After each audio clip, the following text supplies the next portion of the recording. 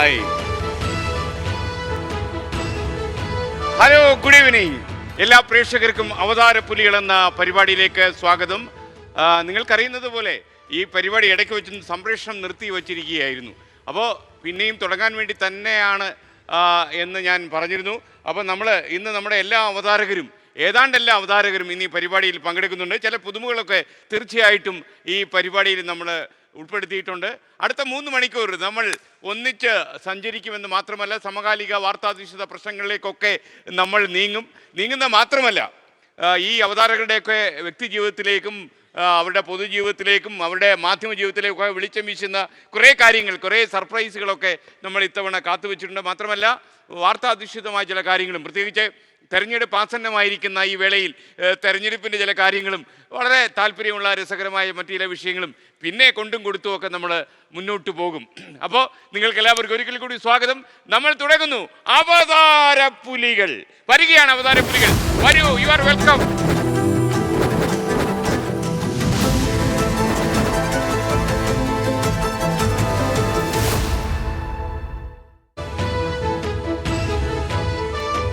Hi Vijayan. Hi hi.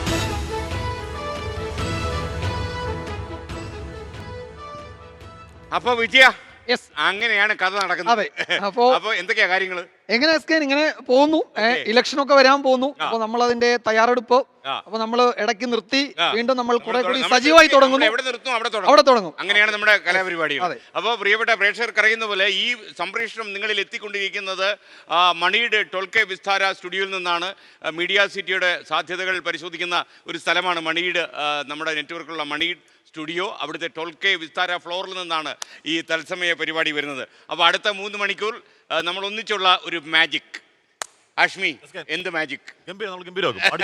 പൊളിക്കുമല്ലോ. മാത്രമല്ല, ഇന്ന് ആരൊക്കെ പൊളിയും എന്നുള്ളത് കണ്ടു തന്നെ അറിയാം. അങ്ങനെയൊക്കെ ചില പരിപാടിയുണ്ട്. സ്മിത ഹരിദാസിന് എന്തോ ഒരു ടെൻഷൻ എന്തെങ്കിലും ഉണ്ടോ സ്മിത? ഓക്കെ. അപ്പോൾ ഇനിയിപ്പോൾ നമുക്ക് പ്രജൻസി കണ്ണൻ. എത്ര ശ്രമിച്ചിട്ട് എന്താണ് ആ സർപ്രൈസ് എന്ന് മനസ്സിലായിട്ടില്ല ഇതുവരെ. അതാണ് അത് വളരെ സീക്രട്ട് ആയിട്ട്. അല്ല, അത് നമ്മൾ വളരെ, മാത്രമല്ല ആ രഹസ്യം സൂക്ഷിക്കാൻ ഞാൻ പെട്ട ഒരു പാട്. കാര്യം നിങ്ങളെ പോലെ ചാരപ്രവർത്തനത്തിൽ ശക്തരായ ആളുകൾ ചോർത്തിയെടുക്കാൻ വലിയ ശ്രമം. പ്രജൻസി കണ്ണന് ഇന്നലെ പോലെ ഉറക്കമില്ല. എന്താണ് സർപ്രൈസ്? പഠിച്ച കാലത്ത് പിള്ളേരുകളിലുള്ള ആ കാലം പോലും പ്രജിൻ മറന്നിട്ട് ഇന്ന് പ്രജിൻ എന്തെങ്കിലും കിട്ടിയോ? ക്ലൂ എല്ലാം കിട്ടിയില്ല. അനുജിക്ക് എന്തെങ്കിലും ക്ലൂ കിട്ടിയോ? ഒരു ക്ലൂ കിട്ടില്ല. നല്ല പേടിയുണ്ട്. അതല്ലേ, ഈ അനുജ ഇന്ന് തിരിച്ച് വീട്ടിൽ പോകാൻ പറ്റുമോ എന്നുള്ളത്. തീർച്ചയായിട്ടും അങ്ങനെയുള്ള വലിയ ആപ്പാട്. കുരായണം എങ്ങനെയുണ്ട് ശ്രീന്ത? എനിക്കും ടെൻഷൻ ഉണ്ട്. ഞാൻ എന്നിട്ട് നേരത്തെ അനുജ ചേച്ചിയോട് ചോദിച്ചിട്ട് എന്തുട്ട് ടെൻഷൻ? അതല്ല, ഈ സർപ്രൈസ് പറയണില്ല, ആരും ഒന്നും പറയണില്ല. അപ്പൊ അനുജ ചേച്ചി ഭയങ്കര ഒന്നുമില്ല, അയ്യോ എനിക്ക് പേടിയൊന്നും. മാത്രമല്ല, ആൾക്കാര് ഈ കുട്ടി തൃശ്ശൂരാണോ ശ്രീനിത എന്ന് പലരും ചോദിക്കുന്നുണ്ട്. സ്മിത അല്ലെ? ആളിൽ ചോദിക്കുന്നുണ്ട്. ഇത് കേട്ടാ എന്തൊട്ട് തൃശ്ശൂര് ഒക്കെ. അപ്പൊ സുഹൈൽ ആദ്യമായിട്ടാണെന്ന് തോന്നുന്നു സുഹൈൽ ഈ ഫ്ലോറിലേക്ക് വരുന്നത്. സ്വാഗതം.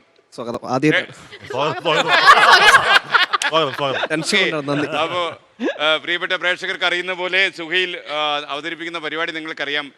എല്ലാ ദിവസവും രാത്രി 10 മണിക്ക് നമ്മൾ സംപ്രേഷണം ചെയ്യുന്ന പോലീസ് ഡയറിയാണ്. ഒരു കൊച്ചു പോലീസുകാരനാ അല്ലേ? സുഹൈലിന്റെ ഒരു എക്സ്പീരിയൻസ് എങ്ങനെയാ പോലീസ് ഡയറിയിൽ? മുൻകാല പരിചയം എന്തെങ്കിലും? വീട്ടിലാരെങ്കിലും പോലീസുകാര്? അങ്ങനെ ഒന്നുമില്ല. പിന്നെ കോളേജിൽ സമയത്ത് പോലീസ് സ്റ്റേഷൻ കയറി ഇറങ്ങിയ പരിചയം മാത്രമേ ഉള്ളൂ. അല്ല, അപ്പൊ അതിനുശേഷം പിന്നെ പോലീസ് ഡയറി പരിശോധിച്ചത് ഇവിടെ വന്നതിന് ശേഷം അല്ലേ? അതെ. നമ്മുടെ മുമ്പുണ്ടായിരുന്ന ഏഷ്യാനെറ്റ് ന്യൂസിലാണ്. അവിടെ ഈ ക്രൈം ബുള്ളറ്റിനായിരുന്നു. പിന്നീട് സജീവമായി ക്രൈം മേഖലയിൽ വന്നവിടെ പോലീസുകാർ വന്നപ്പോൾ ആൾക്കാർക്ക് ഇഷ്ടപ്പെട്ടു തുടങ്ങി എന്നുള്ള ഒരു ദുഃഖകരമായ വാർത്തയുണ്ട്. സന്തോഷമുള്ള വാർത്ത. വലിയ അപകടമാണ്. ഇപ്പൊ കുറ്റകൃത്യങ്ങളുടെ മേഖലയിൽ വ്യാപരിക്കുകയാണ്. മാത്രമല്ല, ഉറക്കത്തിൽ സ്വപ്നം കാണാൻ ഇഷ്ടം പോലെ സാധ്യത ഉണ്ടല്ലേ ഈ നമ്മൾ ചില ദിവസം ഉണ്ടല്ലോ ചില വാർത്തകൾ കാണുമ്പോഴേ ആകെ സങ്കടപ്പെട്ടിരിക്കും. എന്ന് വെച്ച് കഴിഞ്ഞാൽ ചില ക്രൈമുകളൊക്കെ. അപ്പം കേറി ഇങ്ങോട്ട് വരുന്നത് ഇന്ന് സംഗതി ഉണ്ട് കേട്ടോ. 1 മണിക്കൂർ ഓടിക്കാനുള്ള കണ്ടന്റ് ഉണ്ട്. ഇതാണ് എന്ത് മനുഷ്യരാണ്. എന്നെ സംബന്ധിച്ചിടത്തോളം റൺ ഫുൾ ആക്കുക എന്നുള്ളതാണല്ലോ. മാനസികമായി സന്തോഷിച്ചിട്ടല്ല, പക്ഷെ റൺ ഓൺ ഫുൾ ആക്കാൻ വേണ്ടി. ഗോപികൃഷ്ണൻ, യഥാർത്ഥത്തിൽ നമ്മൾ ആദ്യമായിട്ടൊരു സംസ്ഥാന സമ്മേളനമൊക്കെ നടത്തി. ശരിക്കും നമ്മുടെ ഈ മാധ്യമ ജീവിതത്തിലെ എൻ്റെ തന്നെ ഇത്രയും നീണ്ട ഒരു മാധ്യമ ജീവിതത്തിലെ ആദ്യ സംഭവമായിരുന്നു സംസ്ഥാന സമ്മേളനം. നമുക്ക് ഒരുപാട് ഉത്കണ്ഠ ഉണ്ടായിരുന്നു. നമ്മുടെ ആഷ്മിയൊക്കെ ഉത്കണ്ഠയുടെ പിച്ചാത്തി മുന്നിൽ ഇരിപ്പായിരുന്നു. പരിക്ക് പറ്റാഞ്ഞത് ഭാഗ്യം ഒക്കെ ഭയങ്കരമായി സ്വീകരിക്കപ്പെട്ടു. മാത്രമല്ല, നിങ്ങൾക്കറിയുന്ന പോലെ നമ്മളത് പരസ്യപ്പെടുത്തിയിരുന്നു. ടെലിവിഷൻ റേറ്റിംഗുകളിലൊക്കെ തന്നെ അത് കേരളത്തിലെ ഏറ്റവും യഥാർത്ഥത്തിൽ ഉച്ചയ്ക്ക് 1:30 28-ാം തീയതി നമ്മളതിൻ്റെ സംപ്രേഷണം ആരംഭിച്ചത്. ലോകമെമ്പാടുമുള്ള മലയാളികൾ 24-നൊപ്പം യാത്ര ചെയ്യുന്നുവെന്ന് പിന്നീട് തെളിയിച്ചു. ബാർക്കാണ് നമ്മുടെ ഔദ്യോഗികമായ റേറ്റിംഗ് ഏജൻസി. ആ ബാർക്കിലെ റേറ്റിംഗിൽ ഉച്ചയ്ക്ക് 1:30 മുതൽ രാത്രി 8 മണി വരെ ഈ അത്രയും ടൈം സ്ലോട്ടുകളിൽ നമ്മൾ 1-ാം സ്ഥാനത്ത് ചെന്നു എന്ന് മാത്രമല്ല മുഴുവൻ പ്രേക്ഷകരും ഇത് കണ്ടു. മാത്രമല്ല, ഇത് 2 ചാനലിലും ആദ്യമായിട്ട് ഞങ്ങൾ സംപ്രേഷണം ചെയ്തൊരു പരിപാടിയായിരുന്നു. ഫ്ലവേഴ്സിൽ സംപ്രേഷണം ചെയ്തു, അതേപോലെ 24-ലും സംപ്രേഷണം ചെയ്തു. 2 സ്ഥലത്തും പ്രേക്ഷകർ പരക്കെ സ്വീകരിച്ചു. മാത്രമല്ല, ഇപ്പോൾ ആളുകളുടെ ടെൻഷൻ മുഴുവൻ ഈ ജില്ലാ സമ്മേളനം എപ്പോൾ തുടങ്ങും. നമ്മൾ പറഞ്ഞു കേരളത്തിലെ എല്ലാ ജില്ലകളിലും നമ്മൾ ജില്ലാ സമ്മേളനം നടത്തുന്നുണ്ട്. ജില്ലാ സമ്മേളനം വരികയാണ്. ആദ്യം നമ്മൾ മലപ്പുറത്ത് തന്നെയായിരിക്കും നടത്തുക. പക്ഷേ ഈ തെരഞ്ഞെടുപ്പിൻ്റെ തീയതിയൊക്കെ അല്ലേ വിജയം. അപ്പോൾ അതിനകത്ത് നമ്മൾ പ്രവിത എന്ന് വേണം നമ്മുടെ ഈ എനിക്ക് തോന്നുന്നത് വിജയൻ ഓർമ്മയുണ്ടോന്ന് അറിയില്ല, നമ്മുടെ സംസ്ഥാന സമ്മേളനത്തിൽ ഏറ്റവും ഷൈൻ ചെയ്ത താരമായിരുന്നു പ്രവിത ലക്ഷ്മി. അതെ വീട്ടിൽ ചെന്നാൽ പോലും വീട്ടിലുള്ളവരും നമ്മളൊരിക്കോ എന്റെ ഡാൻസ് കണ്ടു എന്ന് പറയുന്നു. പ്രവിത ലക്ഷ്മി നന്നായിരുന്നു.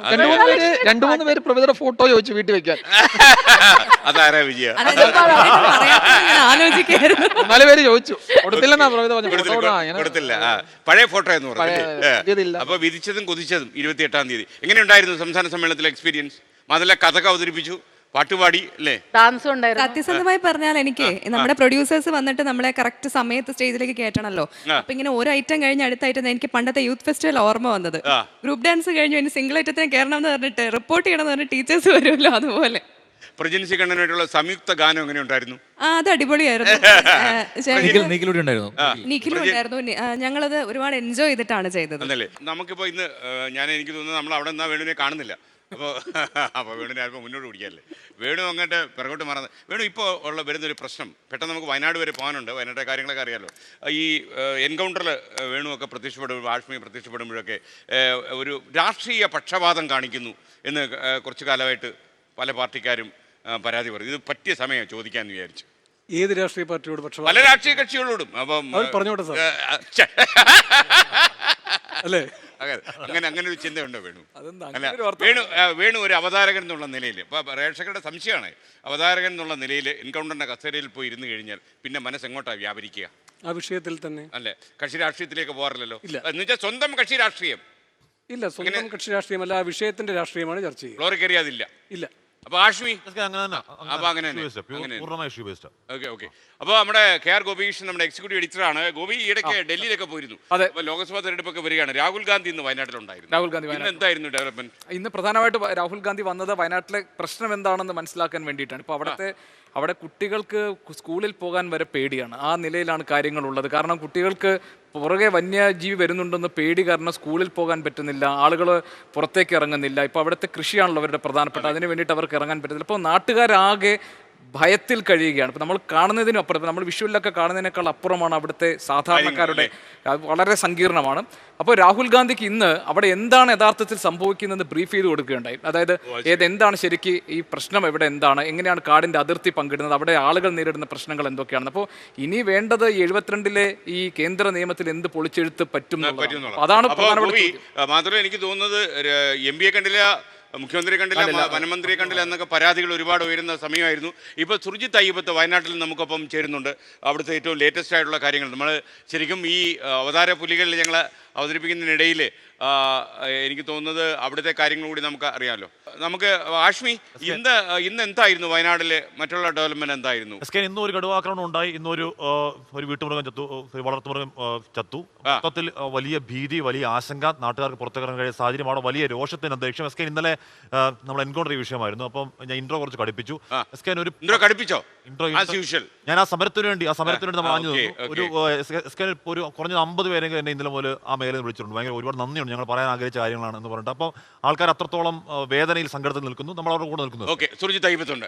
സുർജിത്ത് പറയൂ. സുർജിത്ത്, കേൾക്കാൻ കഴിയുമെങ്കിൽ താങ്കൾ പറയൂ. Good evening SKN. ഞാനിപ്പോൾ നിൽക്കുന്നത് ഈ പനമരം എന്ന് പറയുന്ന പ്രദേശത്താണ്. ഇവിടെ ഈ വഴിയിലൂടെയൊക്കെയാണ് അന്ന് കരടി പോയ സ്ഥലം. അതിൻ്റെ കുറച്ചകലെയാണ് ആനകൾ ഇറങ്ങിയ സ്ഥലം. അത്തരത്തിൽ വയനാട്ടിൽ വിവിധ സ്ഥലങ്ങളിൽ ഇങ്ങനെ വലിയ രീതിയിലുള്ള വന്യമൃഗ ഭീഷണി നിലനിൽക്കുന്നു.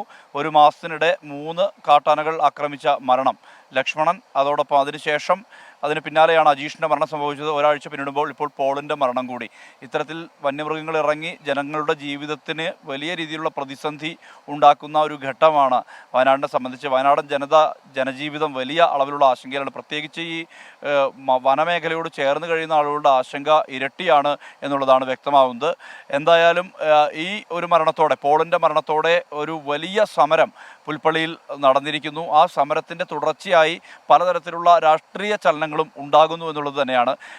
എവിടെ വയനാട് MP എന്നുള്ള ചോദ്യം ആണ് ഇടതുപക്ഷം ഉയർത്തിയതെങ്കിൽ ഇവിടേക്ക് വരാത്ത, അതായത് ഈ മരിച്ചവരുടെ വീടുകൾ സന്ദർശിക്കാത്ത വനം മന്ത്രിക്കെതിരായിട്ടുള്ള രോഷം, ഈ വയനാട്ടിലെത്താത്ത മുഖ്യമന്ത്രിക്ക്, വയനാട്ടിൽ ഈ സാഹചര്യത്തിലെത്താത്ത മുഖ്യമന്ത്രിക്കെതിരായ രോഷം മറ്റ് പാർട്ടികളും ഉന്നയിക്കുന്നു. അത്തരത്തിൽ വലിയ രാഷ്ട്രീയ വിവാദമായി നിൽക്കുന്ന പശ്ചാത്തലത്തിൽ കൂടിയാണ് നമ്മുടെ കമൻറ്റ് ബോക്സിൽ ഇന്നലെ എവിടെ MP എന്നുള്ള ചോദ്യം ഉയർന്നിരുന്നു. ആ ഒരു സാഹചര്യത്തിലാണ് രാഹുൽ ഗാന്ധി തിടുക്കത്തിൽ തന്നെ ഭാരത് ജോഡോ ന്യായ് യാത്രയ്ക്ക് ഇടവേള കൽപ്പിച്ചുകൊണ്ട് അദ്ദേഹം വേഗം രാത്രി തന്നെ വിമാനത്തിൽ ഇവിടേക്ക് എത്തുകയും കണ്ണൂരിൽ ഇറങ്ങുകയും ഇന്ന് രാവിലെ ഈ മരണമടഞ്ഞ ആളുകളുടെ വീടുകളിൽ എത്തുകയും ചെയ്തത്. ആദ്യം അദ്ദേഹം രാവിലെ എത്തിയത് ഈ ചാലിഗദ്ദയിലെ അജീഷിൻ്റെ കുടുംബത്തെ കാണാനാണ്. അജീഷിൻ്റെ മകളുടെ പ്രതികരണമൊക്കെ നമ്മൾ കണ്ടതാണ്.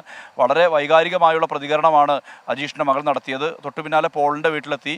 പോളിൻ്റെ മകളും ഈ കഴിഞ്ഞ ദിവസങ്ങളിൽ പ്രതികരിച്ചത് നമ്മൾ കണ്ടതാണ്. ഇവിടുത്തെ ആരോഗ്യാവസ്ഥ, ആളുകളുടെ ആരോഗ്യാവസ്ഥ പ്രശ്നങ്ങൾ പരിഹരിക്കാൻ വേണ്ടി ഉള്ള മെഡിക്കൽ കോളേജിലെ അസൗകര്യങ്ങളുടെ അഭാവം ഉൾപ്പെടെ വയനാട് നേരിടുന്ന ഏറ്റവും വലിയ പ്രതിസന്ധി അതാണ്. ചുരമിറങ്ങി പോകണം ജീവൻ രക്ഷിക്കാൻ എന്നുള്ള അവസ്ഥയാണ്. അത്തരം അവസ്ഥയ്ക്കൊക്കെ മാറ്റം ഉണ്ടാകേണ്ടതുണ്ട്. ഇതെല്ലാം തന്നെ രാഹുൽ ഗാന്ധിയെ ബോധ്യപ്പെടുത്തി. ഇതിനുശേഷം അദ്ദേഹം പോയത് വാഗേരിയിൽ പ്രജീഷ് കൊല്ലപ്പെട്ട, ആ കടുവാക്രമണത്തിൽ കൊല്ലപ്പെട്ട പ്രജീഷിൻ്റെ മൂടക്കൊല്ലിയിലെ വീട്ടിലേക്കാണ്. ശേഷം ഇതിന് ഒരു അവലോകനം യോഗം നടന്നു. ഈ കാര്യങ്ങളെല്ലാം തന്നെ അദ്ദേഹം മനസ്സിലാക്കി. ഇതിനുശേഷം ചില നിലപാടുകളും പങ്കുവച്ചു. ഈ കർണാടക, തമിഴ്നാട്, കേരളം ഈ അതിർത്തി പങ്കിടുന്ന വനപ്രദേശമാണ്. നീലഗിരിയുടെ ഭാഗമായിട്ടുള്ളതും നാഗർഹോളയുടെയും ബന്ദിപ്പൂരിൻ്റെയും എല്ലാം ഭാഗമായിട്ടുള്ള വനമേഖല അതിർത്തി പങ്കിടുന്ന പ്രദേശമാണ്. ഈ ഒരു പൊതു സമവായത്തിൽ അല്ലെങ്കിൽ അത്തരത്തിൽ ചർച്ച നടത്തണം എന്നുൾപ്പെടെയുള്ള ആവശ്യങ്ങൾ അദ്ദേഹം പറഞ്ഞു. വയനാടിൻ്റെ ആരോഗ്യ മേഖലയിലെ പ്രശ്നങ്ങൾ പരിഹരിക്കണം എന്നുൾപ്പെടെയുള്ള കാര്യങ്ങൾ അദ്ദേഹം പങ്കുവച്ചു. മുഖ്യമന്ത്രിയുമായി ഈ വിഷയങ്ങൾ സംസാരിക്കാൻ ശ്രമിച്ചു, പക്ഷെ നടന്നില്ല. വീണ്ടും ശ്രമം നടത്തുമെന്നുൾപ്പെടെയുള്ള കാര്യങ്ങൾ പറഞ്ഞു. വയനാടിനെ സംബന്ധിച്ച് ആശാവഹമായ കാര്യങ്ങളാണ് ഇപ്പോൾ നടക്കുന്നത്. കാരണം ഗവർണർ നാളെ എത്തുന്നു. ഇതിന് പിന്നാലെ മന്ത്രിതല സംഘം, സംസ്ഥാന സർക്കാർ നിയോഗിച്ച മന്ത്രിതല സംഘം എത്തുന്നു. പ്രതീക്ഷയുണ്ട് വയനാടിനെ സംബന്ധിച്ച്. വയനാട് വലിയ രീതിയിലുള്ള പ്രതിസന്ധി, വന്യമൃഗശല്യം, ഒപ്പം തന്നെ ആരോഗ്യ മേഖലയിലെ പ്രശ്നങ്ങൾ, ഇതൊക്കെ തന്നെ അഭിമുഖീകരിക്കുകയാണ്. കാണാൻ സുന്ദരമായ ഒരു നാട് തന്നെയാണ് വയനാട്. പക്ഷേ ഇതിൽ ഈ വന്യമൃഗങ്ങളുടെ ആശങ്ക അത് മനുഷ്യനെ വലിയ അളവിൽ ബാധിക്കുന്നു. ആ ഒരു സാഹചര്യത്തിൽ മനുഷ്യർ പ്രതീക്ഷിക്കുന്നുണ്ട് ഇവിടേക്ക് വികസന പ്രവർത്തനങ്ങൾ നടപ്പാക്കേണ്ടതുണ്ട്. വികസന പ്രവർത്തനങ്ങൾ എന്ന് പറയുമ്പോൾ ഇവരുടെ ജീവിതവുമായി ബന്ധപ്പെട്ട ഈ വന്യമൃഗശല്യം പലതരത്തിലുള്ള ആവശ്യങ്ങൾ ഇവരെ സംബന്ധിച്ചുണ്ട്. ഈ കേന്ദ്ര നിയമത്തിൽ ഉൾപ്പെടെ മാറ്റങ്ങൾ വരുത്തേണ്ടതുണ്ട്. ഈ വന്യമൃഗശല്യം കുറയ്ക്കുന്നതിൻ്റെ ഭാഗമായി അതിൻ്റെ സംഖ്യാ നിയന്ത്രണം ഏർപ്പെടുത്തേണ്ടത്. അത്തരം നിരവധി ആവശ്യങ്ങൾ ഇവർ ഉന്നയിക്കുന്നുണ്ട്.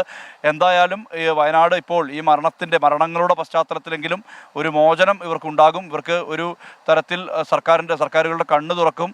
അധികാരി വർഗം അത്തരത്തിലുള്ള കാര്യങ്ങൾ വേണ്ട ഒരു ഇടപെടൽ നടത്തുമെന്നുള്ള പ്രതീക്ഷയാണ് ഇവരെ സംബന്ധിച്ച് ഉള്ളത്. SKN. Okay Surjit Ayyappath, thank you Surjit Ayyappath. Unmesh, എനിക്ക് തോന്നുന്നത് ഉന്മേഷിന് PhD ലഭിച്ചതിന് ശേഷമുള്ള ആദ്യ സമ്മേളനമാണോ ഇത്? അല്ല സാറേ, ഒരുപാട് സമ്മേളനം കഴിഞ്ഞു. പിന്നെ ആരെങ്കിലും അതെന്നായിരുന്നു ഉന്മേഷ്? എനിക്ക് ഞാൻ അറിഞ്ഞില്ലല്ലോ. അവതാരപ്പുലികൾ വേറെ ഉണ്ടായിരുന്നു സാർ. അവതാരപ്പുലി ഉണ്ടായിരുന്നു അല്ല. നമ്മൾ ഈ PhD കുറിച്ചൊക്കെ പറഞ്ഞിരുന്നു. ഈ PhDക്ക് അനന്തരം PhDക്ക് ശേഷം എന്തെങ്കിലുമൊക്കെ ജീവിതത്തിൽ മാറ്റം ഉണ്ടായോ ഉന്മേഷ്? ജീവിതത്തിൽ മാറ്റം ഉണ്ടാക്കാൻ നോക്കുന്നുണ്ട്, നടക്കുന്നില്ല. എന്താ പറ്റിയത്? ഞാൻ ഇങ്ങനെ എന്തെങ്കിലും അതുമായിട്ട് മുമ്പോട്ട് പോകണമെന്നൊക്കെ നോക്കുന്നുണ്ട്. ഇതുമായിട്ട് ജോലി നോക്കും. അതാണ്, അത് ആളുകൾ വിടത്തല്ല. കാര്യം ഉന്മേഷിന്റെ ഈ ശബ്ദ പ്രപഞ്ചമൊക്കെ ആളുകൾ കുറച്ചുകൂടി ആസ്വദിക്കണമെന്നൊക്കെ ആഗ്രഹമുണ്ട്. മാത്രമല്ല ഇപ്പൊ ചെറിയ ആളാണോ? Doctor Unmesh Sivaraman, MA PhD. അതൊരു ബാധ്യതയാകും. ഇപ്പൊ മാത്രമല്ല ഉന്മേഷ് ഇപ്പൊ തെറ്റ് പറയുന്ന ആൾക്കാർ ഇങ്ങനെ ശ്രദ്ധിച്ചിരിക്കുക. കാര്യം PhD എടുത്ത ആൾ തെറ്റ് പറയുകയാണെങ്കിൽ പിന്നെ PDC പഠിച്ച ആളിന്റെ കാര്യം പറയണോ? വിജയന്റെ കാര്യം അല്ല ഞാൻ പറഞ്ഞത്. ഓക്കെ, അരവിന്ദ് മുഖ്യമന്ത്രി ഡൽഹി കേജ്രിവാൾ വായിച്ചു കേട്ടത്.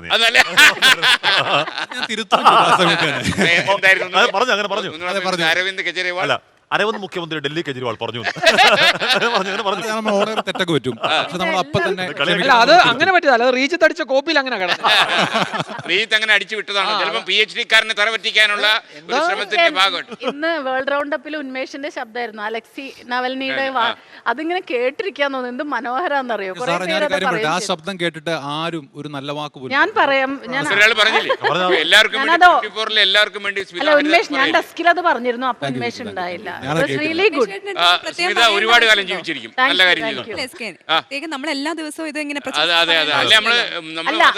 സുതിപാഠകരുടെ കേന്ദ്രമായി 24 മാറും. അതല്ല SKN അങ്ങനെയല്ല. ഉന്മേഷ് പറഞ്ഞല്ലോ ഒരു കാര്യമുണ്ട്. നമ്മൾ ഏത് പ്രായത്തിലാണെങ്കിലും എവിടെയാണെങ്കിലും നമ്മളൊരു നന്നായി ചെയ്തെങ്കിൽ നന്നായി എന്ന് പറഞ്ഞാൽ അതൊരു സന്തോഷമാണ്. നല്ല കാര്യം. ഉന്മേഷ് നമ്മള് ജനകീയമായിട്ട് അഭിനന്ദിച്ചിരിക്കുന്നു. മാത്രമല്ല അലക്സി നവൽനിയുടെ കാര്യം PP ജെയിംസ് ഇന്ന് ആ പരിപാടി സംപ്രേഷണം ചെയ്തതിന് മുമ്പ് എന്നോട് പറഞ്ഞിരുന്നു, നിങ്ങളൊന്ന് കേൾക്കണം എന്ന് പറഞ്ഞിരുന്നു. വളരെ ഗൗരവത്തോടെ പറഞ്ഞിട്ടു ഈ PP ജെയിംസ്. അപ്പോൾ അത് എനിക്ക് മനസ്സിലായി, ഇപ്പൊ ഇതുകൊണ്ടാണ് ഈ കാര്യം പറഞ്ഞത്. നല്ല സ്ക്രിപ്റ്റ് ആയിരുന്നു, നമ്മുടെ രാംകുമാറിന്റെ സ്ക്രിപ്റ്റ് ആയിരുന്നു. നന്നായി പോയല്ലേ? ഓക്കെ, പ്രിയപ്പെട്ട പ്രേക്ഷകർക്കും അതേ അഭിപ്രായമായിരിക്കും എന്നാണ് ഞങ്ങളുടെ വിശ്വാസം. ഇന്ന് ഉച്ചയ്ക്ക് 12:30 ഈ പരിപാടി സംപ്രേഷണം ചെയ്ത്. പ്രേക്ഷകർക്ക് അറിയുന്ന പോലെ റഷ്യയിലെ പ്രതിപക്ഷ നേതാവായിരുന്ന അലക്സി നവൽനി ദുരൂഹ സാഹചര്യത്തിൽ കൊല്ലപ്പെട്ടു എന്ന വാർത്തയ്ക്ക് ശേഷമാണ് നമ്മൾ ഇക്കാര്യം PP ജെയിംസിന്റെ പരിപാടിയിൽ ഉൾപ്പെടുത്തിയിരുന്നത്. അപ്പോൾ ഇനിയിപ്പോൾ നമ്മളുടെ ഒരു പരിപാടിയുണ്ട്, വിചാരണയാന്ന് തോന്നുന്നു. വിചാരണ. അത് ആരെ വിചാരണ ചെയ്യുമെന്നുള്ളത് എനിക്കറിയില്ല. പ്രേക്ഷകർക്ക് പ്രത്യക്ഷമായിട്ട് നമ്മളോട് ചോദ്യം ചോദിക്കാൻ കഴിയുന്ന ഒരു ശീലം ഉണ്ടാക്കുകയാണ് ഇതിൻ്റെ പരിപാടി, വിചാരണ.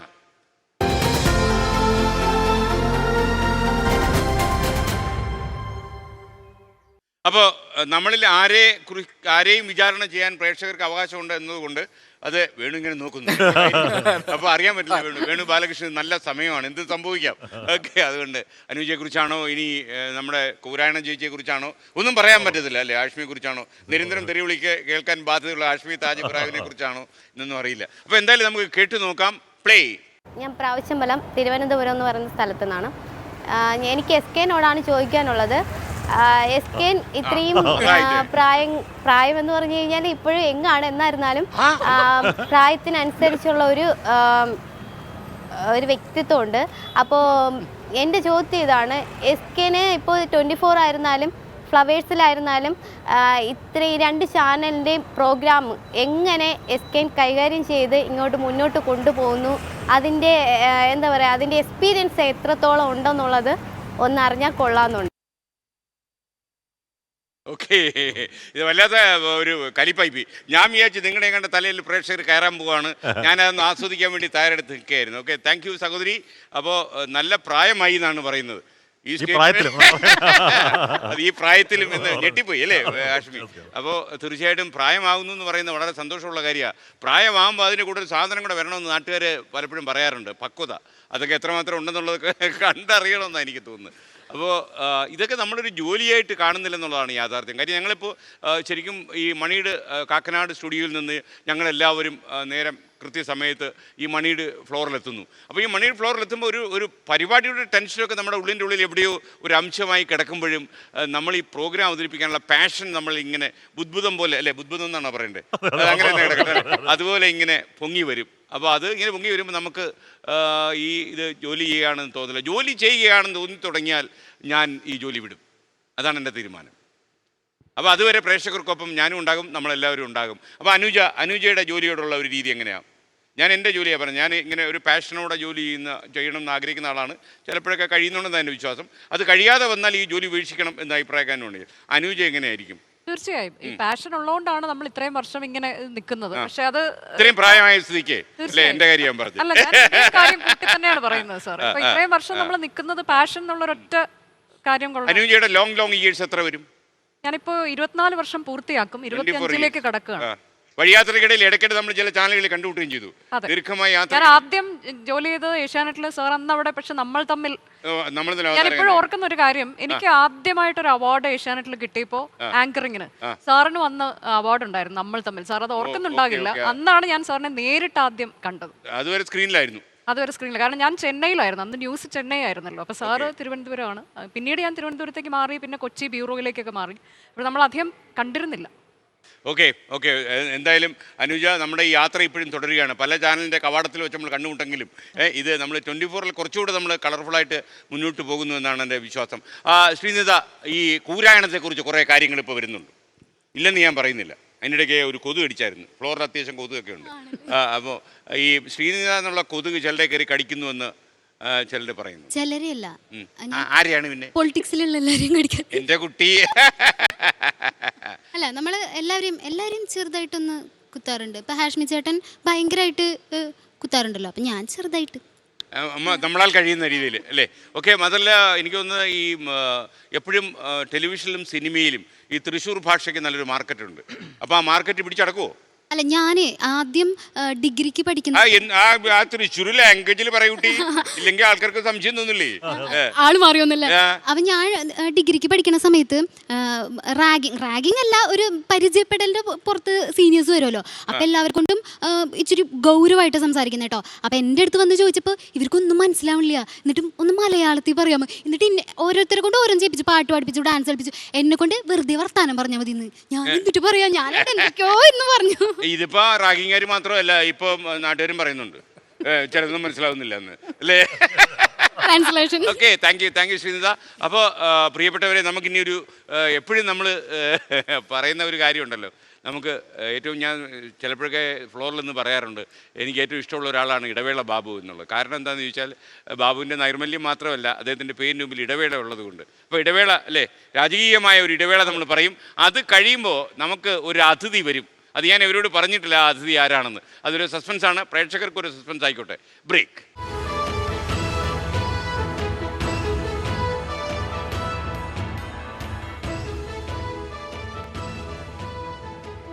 പ്രിയപ്പെട്ട പ്രേക്ഷകരെ, വെൽക്കം ബാക്ക് ടു അവതാരപുലികൾ. നിങ്ങൾ കാണുന്ന ഈ സംപ്രേഷണം വന്നുകൊണ്ടിരിക്കുന്നത് മണിയുടെ മീഡിയ സിറ്റിയിലെ 12K വിസ്താര ഫ്ലോറിൽ നിന്നാണ്. നിങ്ങൾക്കെല്ലാവർക്കും ഒരിക്കൽ കൂടി സ്വാഗതം. അപ്പോൾ ഇന്ന് ഈ പരിപാടിയിൽ നമ്മൾ ചില പ്രത്യേക സെഗ്മെൻറ്റുകളൊക്കെ ഉൾപ്പെടുത്തിയിട്ടുണ്ട്. നിങ്ങളോട് പറഞ്ഞതുപോലെ ഈ പരിപാടി കുറച്ചു കാലം ഇനി ഉണ്ടാകണം എന്നാഗ്രഹിച്ചുകൊണ്ട് ചില പുതുമകളൊക്കെ നമ്മൾ കൊണ്ടുവന്നിട്ടുണ്ട്. അപ്പോൾ ഇന്ന് നമുക്കൊരു അതിഥിയുണ്ട്, VIP ലോഞ്ച്.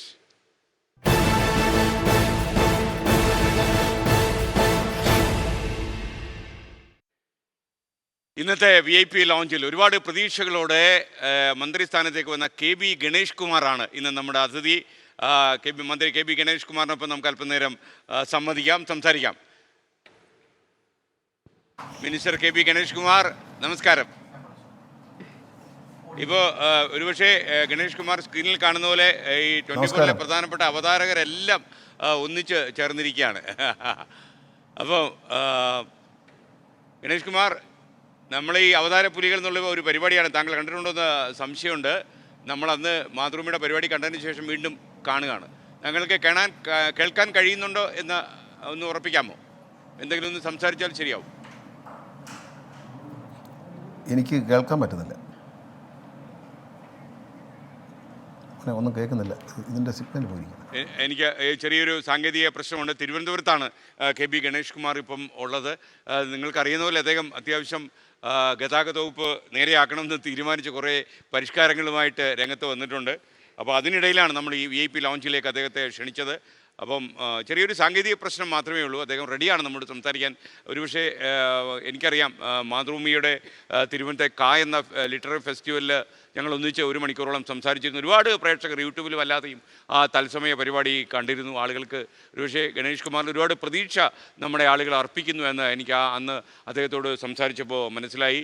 മാത്രമല്ല, ഈ ട്രാൻസ്പോർട്ട് വകുപ്പ് നന്നാകണം എന്ന് ഒരുപാട് ആളുകൾക്ക് ആഗ്രഹമുണ്ട്, അല്ലേ വിജയകുമാർ? അതെ, അത് അദ്ദേഹത്തെ വലിയ പ്രതീക്ഷ അർപ്പിക്കുന്നുണ്ട്. പ്രത്യേകിച്ച് KSRTCയിലെ ജീവനക്കാരൊക്കെ ശമ്പളം, പെൻഷൻ, ഇത്തരം കാര്യങ്ങളിൽ ഈ മന്ത്രി പുതിയൊരാൾ വരുമ്പോൾ വലിയ മാറ്റങ്ങൾ ഉണ്ടാകുമെന്ന് ആത്മവിശ്വാസമുണ്ട്.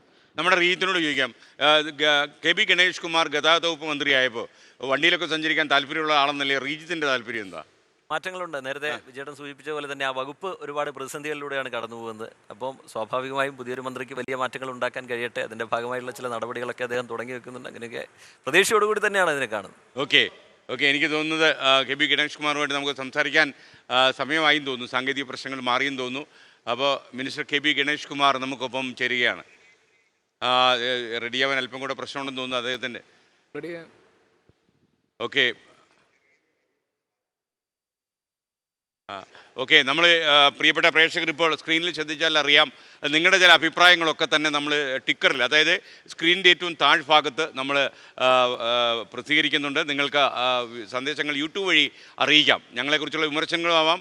ചില ആൾക്കാർ കരുതുന്നത് പോലെ അനുകൂലമായ കാര്യങ്ങളും അഭിനന്ദനങ്ങളും മാത്രമേ നമ്മൾ വായിക്കൂ എന്നില്ല.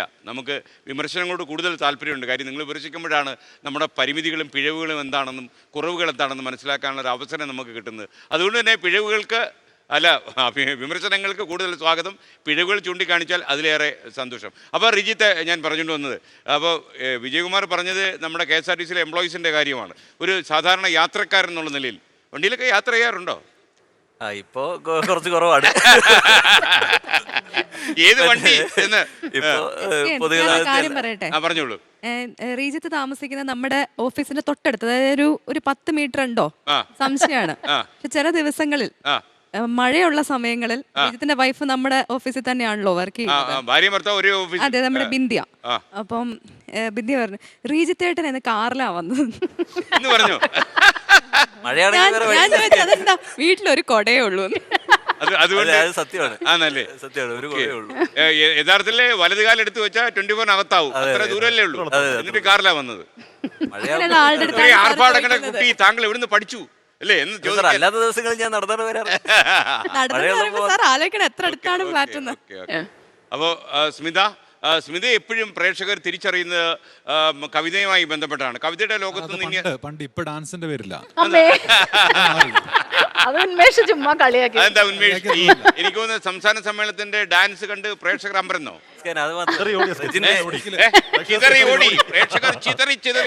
പാട്ട് എനിക്ക് വരെയൊക്കെ ആസ്വദിക്കാൻ പറ്റില്ല. തൊട്ട് കിടത്തു അല്ല, അതുണ്ട് സാർ. അത് ഞാൻ അങ്ങനെ നല്ല പാട്ട് കേട്ടാന്ന് മാത്രല്ല, അങ്ങനെ ആനന്ദിക്കും. അതിന്റെ ഒരു ഭാഗമാണ് അതിന്റെ ഡാൻസ്. ആനന്ദ തുന്തുലയാവും. ആനന്ദത്തിന്റെ സമുദ്രത്തിൽ ഇങ്ങനെ പ്രശസ്തമായ പ്രയോഗമുണ്ട്. ഇപ്പോ ഈ നമ്മുടെ സംസ്ഥാന സമ്മേളനം കഴിഞ്ഞിട്ട് ഞാൻ റിജിത്ത് മാറി നിൽക്കുമായിരുന്നു ഒരു വിമർശനം ഈ മോർണിംഗ് ഷോയ്ക്ക് ഇടയ്ക്ക് വന്നു. അപ്പം ചേച്ചി പറഞ്ഞൊരു കമന്റ്, ഉന്മേഷ് അങ്ങനെയാണ്, പക്ഷേ റീജിത്ത് ഭയങ്കര കുറുമ്പുകാരനാണ്. അതിന്റെ പേരിൽ ഒരു മാസം ഞാൻ ഡെസ്കിൽ വേട്ടയാടപ്പെട്ടു. കുറുമ്പൻ അറിയപ്പെടുന്നത്.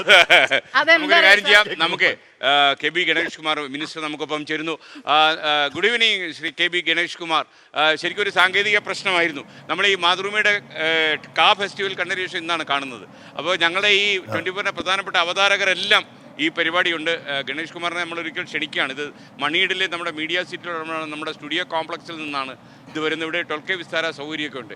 ശരിക്കും ഗണേഷ് കുമാർ, നമ്മുടെ ചില അവതാരകർ പറയുമായിരുന്നു, അതായത് എംപ്ലോയീസിൻ്റെ പ്രശ്നങ്ങൾ ഒരു സ്ഥലത്ത്, അതേസമയം ഗതാഗത വകുപ്പ് നന്നാക്കണം. അത് ഒരുപാട് പ്രതീക്ഷ KB ഗണേഷ് കുമാർ എന്ന മന്ത്രിയിൽ നമ്മുടെ നാട്ടുകാർ ഇപ്പോൾ അർപ്പിക്കുന്നുണ്ട്. അപ്പോൾ ഒരുപക്ഷേ ചിലപ്പം മോഹൻലാലിൻ്റെ മമ്മൂട്ടിയുടെ സിനിമ ഇറങ്ങുന്നില്ല, ഒരുപാട് പ്രതീക്ഷ വെച്ച് ആളുകൾ പോകുമ്പോൾ ആ സിനിമയിൽ അത്രയും നല്ല കാര്യങ്ങൾ ഉൾപ്പെടുത്തി അവർക്ക് പറ്റും. അതൊരു ബാധ്യതയായി മാറുമല്ലോ. ഗണേഷ് കുമാറിന് അങ്ങനെ ഒരു ലയബിലിറ്റി ഇപ്പോൾ ഫീൽ ചെയ്യുന്നുണ്ടോ?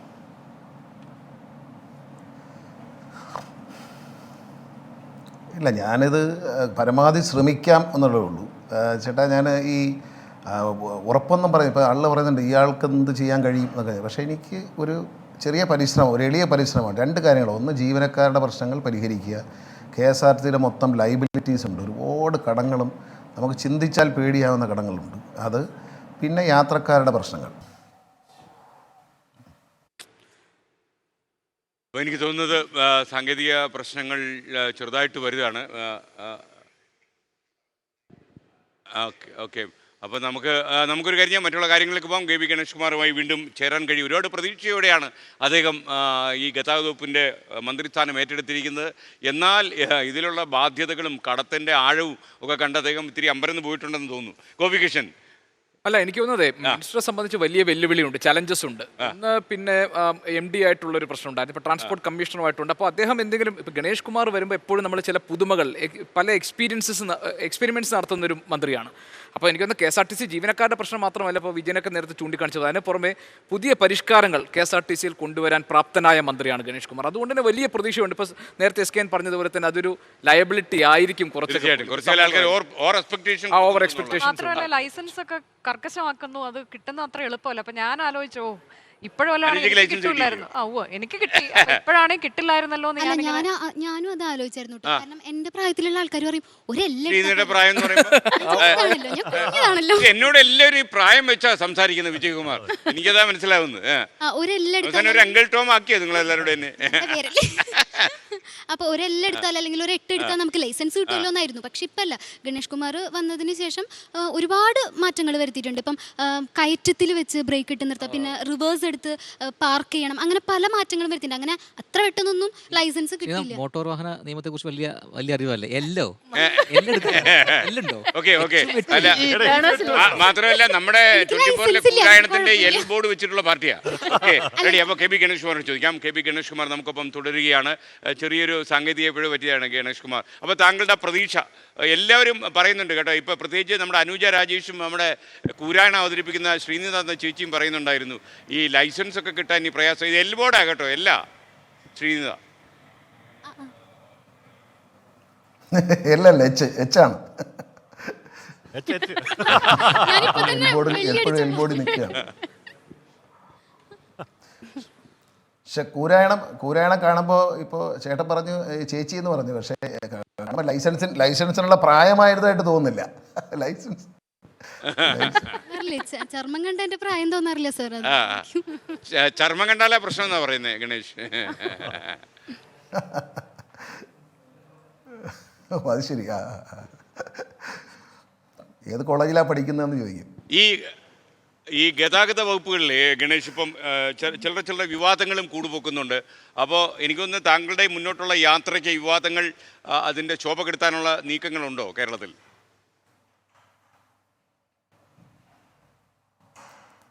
അല്ല, എനിക്ക് തോന്നുന്നു അങ്ങനെ ഒരു നീക്കം ഉണ്ടെന്ന് തോന്നുന്നു. ഞാനൊരു കുറ്റവും ചെയ്യാതെ എന്നെ പ്രതിയാക്കണം. ഞാൻ കഴിഞ്ഞ ദിവസം ചേട്ടനോട് സംസാരിച്ചില്ല. ഈ തിരുവനന്തപുരത്ത് ശ്രീ ആൻ്റണി രാജുവിനെ വിളിക്കാതെ പ്രോഗ്രാം നടത്തി. അത് എൻ്റെ പ്രോഗ്രാം അല്ല. അത് KSRTCയിലെ പ്രോഗ്രാമല്ല. എല്ലാവരും ഒന്ന് മനസ്സിലാക്കണം. അത് പഞ്ചായത്ത് വകുപ്പിൻ്റെയും ട്രിവാൻഡ്രം കോർപ്പറേഷൻ സംഘടിപ്പിച്ചതാണ്. ആ യോഗത്തിൻ്റെ അധ്യക്ഷ മേയറാണ്, സ്വാഗതം പറഞ്ഞ ഡെപ്യൂട്ടി മേയറാണ്, ഉദ്ഘാടനം ചെയ്തത് MP രാജേഷ് മിനിസ്റ്ററാണ്. ഞാനൊരു അതിഥി മാത്രമായിരുന്നു. ബാക്കി അവരുടെ പ്രോഗ്രാമാണ്. എല്ലാ കൗൺസിലേഴ്സും അവരുടെ ചെയർപേഴ്സൺസും എല്ലാം വേദിയിലുണ്ടായിരുന്നു. നോട്ടീസ് അടിച്ച അവരാണ്. ആ നോട്ടീസ് കാണാതെയാണ് പത്രത്തിൽ വാർത്ത കൊടുക്കുന്നത്. ഗണേഷ് കുമാർ ആരെയോ മാറ്റി നിർത്താൻ വേണ്ടി. ഞാൻ അങ്ങനെ ചെയ്യുന്ന ആളല്ല. എനിക്ക് അങ്ങനെ ഒരാളെ മാറ്റി നിർത്തിയിട്ട് പ്രശസ്തി നേടേണ്ട കാര്യമില്ല തൽക്കാലം. ഞാൻ ഒരു ചോദ്യം ചോദിച്ചോട്ടെ? ചോദിക്കൂ. ഗണേഷ് സാർ, ഞാൻ സ്മിതയാണ്. സാറിന് എന്നെ അറിയാം. മുൻപ് ഡോക്ടർ ലൈവ് ഒക്കെ ചെയ്തിരുന്നപ്പോൾ സാർ എന്നോട് മുമ്പ് പറഞ്ഞിട്ടുണ്ട് എൻ്റെ അമ്മ ഈ ഡോക്ടർ ലൈവ് സ്ഥിരം കാണാറുണ്ട്. അപ്പോൾ സ്മിതയുടെ പ്രോഗ്രാം കാണുമ്പോൾ സ്ഥിരം ആ അസുഖം എനിക്കുണ്ടോ എന്നുള്ള സംശയമാണ് അമ്മയ്ക്കെന്ന് പറഞ്ഞിട്ട്. എനിക്ക് ചോദിക്കാനുള്ളത്, പലപ്പോഴും ഈ മുന്നണിക്കുള്ളിൽ നമ്മൾ നിൽക്കുമ്പോൾ, പല മുന്നണികളുമായിട്ട് ഒരുമിച്ച് പോകുമ്പോൾ പല കാര്യങ്ങളിലും അകത്തുള്ള പ്രശ്നങ്ങൾ അത് ചൂണ്ടിക്കാണിക്കാനായിട്ട് പലരും മടി കാണിക്കാറുണ്ട്. കാരണം ഉള്ളിലുണ്ടാവും, സ്വകാര്യമായിട്ടൊക്കെ എല്ലാവരും പറയും, പക്ഷെ അത് ഉറക്കെ പറയാറില്ല. സാറ് പലപ്പോഴും അത് പറയാറുണ്ട്. അത് വകുപ്പിലായാലും എവിടെയായാലും ആ രീതിയിൽ പറയാറുണ്ട്. അപ്പോൾ അത് നാളെ എനിക്കത് ഒരു നഷ്ടമായി മാറുമോ എന്ന് ചിന്തിക്കാതെ പറയാനുള്ളൊരു ധൈര്യം അതൊരു പക്ഷെ അച്ഛനിൽ നിന്ന് തന്നെ കിട്ടിയതായിരിക്കാം. എങ്കിൽ പോലും അതിന് ബുദ്ധിമുട്ടുകൾ ഉണ്ടാവാറില്ലേ? സ്വാഭാവികമായിട്ടും പ്രശ്നങ്ങൾ ഉണ്ടാവാറില്ലേ? അങ്ങനെ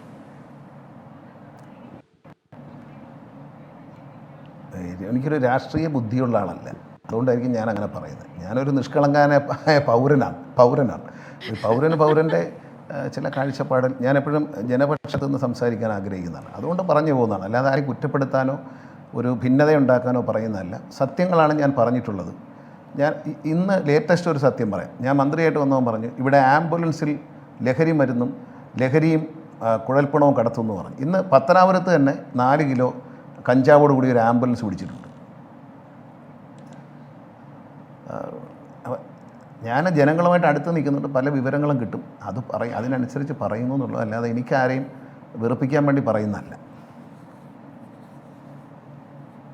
മിനിസ്റ്റർ, ഈ കഴിഞ്ഞ ദിവസം തിരുവനന്തപുരത്ത് ഉണ്ടായ ആ വിവാദം അതൊരു വിവാദമായത് ആന്റണി രാജു അന്ന് നടത്തിയ ഒരു പരാമർശമായിരുന്നില്ലേ? താങ്കൾ അത് വിവാദമായതിന് കാരണം അദ്ദേഹത്തിൻ്റെ പരാമർശമായിരുന്നില്ലേ? ഈ താങ്കൾ ചുമതല ഏൽക്കുന്നതിന് അതിന് കഴിഞ്ഞിട്ടുണ്ടായ 2-3 ഇൻസിഡൻറ്റ് നോക്കിയാൽ നിങ്ങൾ തമ്മിൽ എന്തോ പ്രശ്നമുണ്ട് എന്ന് സാധാരണ വാർത്ത കാണുന്ന മനുഷ്യർക്ക് തോന്നും. അതെന്തുകൊണ്ടാണ് അങ്ങനെ ഒരു തോന്നൽ ഉണ്ടാകുന്നത്? അത് നിങ്ങൾ തമ്മിലുള്ള ഈ ബന്ധത്തിൽ എന്തെങ്കിലും വിള്ളൽ ഉണ്ടായിട്ടുണ്ടോ, അതോ മറ്റെന്തെങ്കിലും സംഭവിച്ചിട്ടുണ്ടോ നിങ്ങൾക്കിടയിൽ? ഒരു വ്യക്തി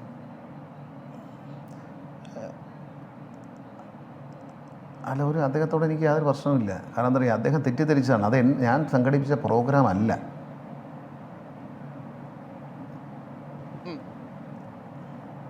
അത് തെറ്റിദ്ധരിച്ച് പ്രതികരണം ഒഴിവാക്കാമായിരുന്നു അദ്ദേഹത്തിന് എന്ന് പറയാമോ താങ്കൾക്ക്? അങ്ങനെ പറയാൻ പറ്റുമോ? അങ്ങനെ കിടക്കുന്നതുകൊണ്ട് എനിക്ക് വിഷമമൊന്നുമില്ല. അങ്ങനെയെങ്കിൽ അങ്ങനെ. അനന്തശ്രീ ആന്റണി രാജു പറഞ്ഞായിരുന്നു എന്താണ് ഈ പ്രോഗ്രാമിന്റെ സ്ഥലം മാറ്റിയാലും പോലും ഞാൻ അറിഞ്ഞില്ല, പറയേണ്ടതായിരുന്നു, ആര് മാറ്റിയെന്ന് എനിക്ക് അറിയില്ല എന്നൊക്കെ ഭയങ്കര ഇഷ്ടക്കേടോടെ സംസാരിച്ചായിരുന്നു ആന്റണി രാജു മിനിസ്റ്റർ. അതെ, പക്ഷേ ഞാൻ അറിഞ്ഞിട്ടല്ല. എന്നെ വിളിച്ചു, MP രാജേഷ് മിനിസ്റ്ററാണ് വിളിച്ചത്. അദ്ദേഹം പറഞ്ഞു ഇന്ന സ്ഥലത്താണ്, ഇത്ര മണിക്കാണെന്ന് പറഞ്ഞു. ഞാനവിടെ ചെന്നു. ഞാനൊരു ചോദ്യം ചോദിക്കട്ടെ? ഞാനിവിടെ പൊളിറ്റിക്കൽ സറ്റയർ ചെയ്യുന്നതാണ്. അപ്പം മിനിസ്റ്ററായിട്ട് വന്നതിന് ശേഷം ഒരുപാട് വിവാദങ്ങൾ വന്നിട്ടുണ്ട്. അപ്പം ട്രോളുകൾ വരാറുണ്ട്, സറ്റയർ ചെയ്യുന്ന ആൾക്കാർ സാറിനെ വിഷയമാക്കിയിട്ട് എടുക്കാറുണ്ട്. അപ്പോൾ അതൊക്കെ കാണുമ്പോൾ എന്താ തോന്നുന്നത്? ദേഷ്യം തോന്നുന്നു, സങ്കടം തോന്നുന്നു, അത് ആസ്വദിക്കാറുണ്ടോ, അതോ വിമർശിക്കണം എന്ന് തോന്നാറുണ്ടോ? എന്താ തോന്നാറ്? അതൊന്നുമില്ല. കാരണം കാർട്ടൂൺ കാണുമ്പം നമ്മൾ അസ്വസ്ഥരായാൽ നമുക്കെന്തോ മാനസിക പ്രശ്നമുണ്ടെന്നുള്ളതാണ്. അതുകൊണ്ട് ഏതൊരു കാർട്ടൂണായി ഗതാഗത വകുപ്പിൽ താങ്കൾ നേരിടുന്ന ഏറ്റവും പ്രധാനപ്പെട്ട ഒരു പ്രശ്നം ഇരുന്ന് ആസ്വദിക്കാറുണ്ട്. മിനിസ്റ്റർ, വകുപ്പിൽ താങ്കൾ നേരിടുന്ന ഏറ്റവും പ്രധാനപ്പെട്ട ഒരു പ്രശ്നം ഉദ്യോഗസ്ഥരെ വിശ്വാസത്തിലെടുത്ത് മുന്നോട്ട് പോകാൻ പറ്റുന്നില്ല എന്ന് പറഞ്ഞാൽ ശരിയാണോ?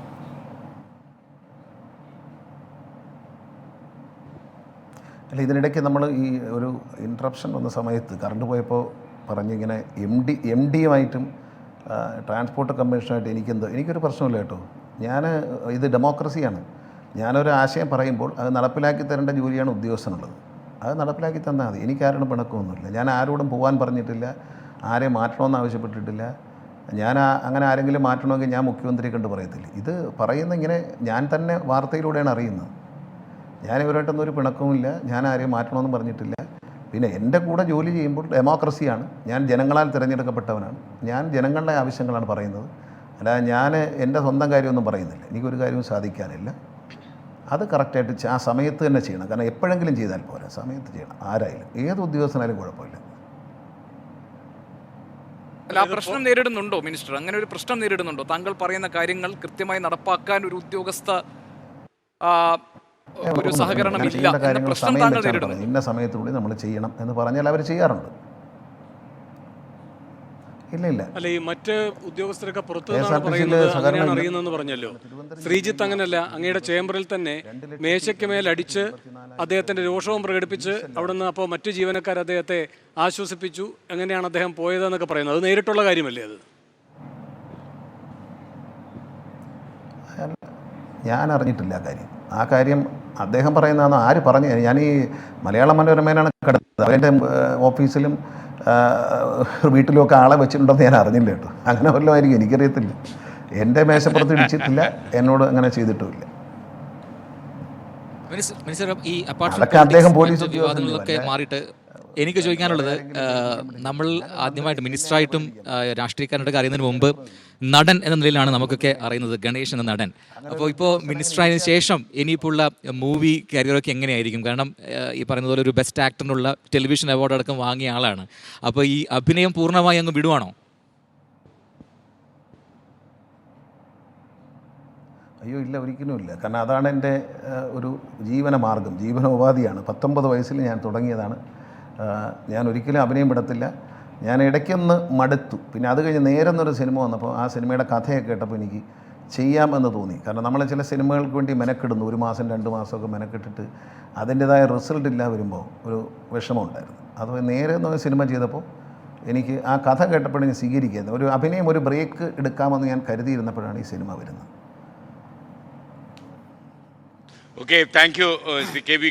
മിനിസ്റ്ററെ, ഒരിക്കല് മിനിസ്റ്റർ അതായത് താങ്കളുടെ ഒരു വീഡിയോ ഞാൻ കണ്ടു. അതിൽ താങ്കൾ പറയുന്നുണ്ട്, മമ്മൂട്ടിയുമായിട്ട് എനിക്ക് വലിയ ഇഷ്ടമാണ് മമ്മൂട്ടി, പക്ഷെ മമ്മൂട്ടിക്ക് എന്തുകൊണ്ടോ എന്നെ ഇഷ്ടമല്ല. അപ്പോൾ അദ്ദേഹം ഭ്രമയുഗം കണ്ടോ ഈ സമയത്ത് എന്നുള്ളതാണ്. അദ്ദേഹത്തെ നമുക്ക് പിന്നീട് ഒരു അവസരത്തിൽ ചോദിക്കാം. അദ്ദേഹം അല്ലേ ആ ഒരു അങ്ങനെ പറഞ്ഞു വീഡിയോ ഉണ്ട്, ആ ഒരു വീഡിയോ ഉണ്ട്. അപ്പോൾ Shri K P thank you. പ്രത്യേകിച്ച് നമ്മളെല്ലാവരും ഒന്നിച്ച് താങ്കളെ അഭിമുഖം ചെയ്യുന്ന ഒരു സന്ദർഭം ഇതുവരെ 24-ൽ ഉണ്ടായിട്ടില്ല. അപ്പോൾ ഈ അവതാര പുലികളിൽ താങ്കൾ VIP ലോഞ്ചിൽ പ്രത്യക്ഷപ്പെട്ടത് എന്തുകൊണ്ടും വളരെ നന്നായി. പ്രത്യേകിച്ച് ചില വിവാദങ്ങളൊക്കെ കൂടുപൊട്ടി വരുന്ന ഈ അവസരത്തിൽ അതൊക്കെ കുറച്ചുകൂടെ കൃത്യമായി പ്രേക്ഷകരെ അറിയിക്കാൻ താങ്കൾക്ക് കഴിഞ്ഞുവെന്ന് ഞങ്ങൾ വിശ്വസിക്കുന്നു. ഇനി നമുക്ക് ഒരു ചെറിയ ഇടവേള എടുക്കണം. ഒരുപാട് പ്രേക്ഷകർ പ്രതികരിക്കുന്നുണ്ട്. തീർച്ചയായിട്ടും അതുപോലെ പ്രേക്ഷകർക്കായി ചില സർപ്രൈസുകൾ ഈ പരിപാടിയിൽ ഉണ്ടായിരിക്കും എന്ന് ഞാൻ പറഞ്ഞല്ലോ. അതേപോലെ നിങ്ങൾക്ക് ടെലിഫോൺ ലൈനിൽ വിളിക്കാം. ഈ ടെലിഫോൺ ലൈൻ ഏത് ലൈനിലെ നമ്പറിലാണ് വിളിക്കേണ്ടതെന്നുള്ള സ്ക്രീനിൽ നമ്മൾ കാണിച്ചു തരും. അപ്പോൾ ഈ നമ്പറിൽ വിളിച്ചാലും നിങ്ങൾക്ക് നമ്മോട് സംസാരിക്കാം. അപ്പോൾ ലൈവായിട്ട് പ്രേക്ഷകർക്ക് ഞങ്ങളോടുള്ള അഭിപ്രായങ്ങൾ തുറന്നു പറയാം. അത് നല്ലതായിരിക്കും. ഒരുപക്ഷെ ഈ പരിപാടി കരുത്തോടെ ശക്തിയോടെ മുന്നോട്ടങ്ങനെ പോകാൻ ഒരുപക്ഷെ അത് ഉപകരിക്കുമെന്നാണ് എൻ്റെ വിശ്വാസം. അപ്പോൾ നമുക്ക് ബ്രേക്ക് കഴിഞ്ഞ് വേഗം മടങ്ങി വരാം.